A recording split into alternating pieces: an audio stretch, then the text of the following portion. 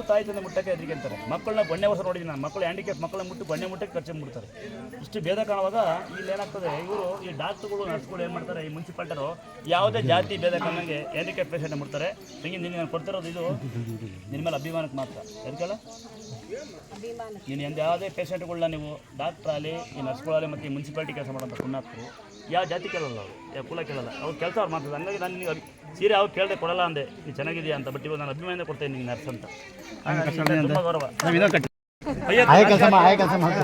ನರ್ಸಾರು ಆಯ ಎಲ್ಲ ಒಂದೇ, ಪರವಾಗಿಲ್ಲ. ಆಯ ತಂಗಿ ನಾಚಿಕೆ ಆಗುತ್ತಾ ನೋಡಿ, ಹಾಸ್ಪಿಟಲ್ ಆಯ ಕೆಲಸ ಮಾಡ್ತಾಳೆ ನನ್ನ ತಂಗಿ, ಯಾರಾದ್ರೂ ಪರವಾಗಿಲ್ಲ, ಅವಳು ಒಂದು ಸರಿ ಕೊಡೋಣ. ಇನ್ನು ಇವ್ರನ್ನ ಕರ್ಕೊಂಡು ಇಷ್ಟು ಜನ ಕರ್ಕೊಂಡು ಪುಣ್ಯದಕ್ಕೆ ಯಾರು ಏ ಅಜ್ಜಿ ಇವ್ರು ಕರ್ಕೊಂಡ್ರ ಯಾರು? ಅಮ್ಮ ಯಾವ ಊರಮ್ಮ ನಿಮ್ದು? ಬಾಮ್ಮ ಇಲ್ಲಿ ಬಾಮ್ಮ. ನೋಡಿ ಇಷ್ಟು ಜನ ಬಡಬಗ್ಗನ ಕರ್ಕೊಂಬೈತಿ ಪುಣ್ಯದಕ್ಕೆ ಜಾಗ ಬಿಡ ಮನ್ಸೂರು ಕಾಣಲವರು ಬಡಬಗ್ಗ ಕರ್ಕೊಂಡು ಅಮ್ಮ ಸರಿ ಎಲ್ಲ ಕ್ಲಾಸ್ ಹಾಕೋಣ.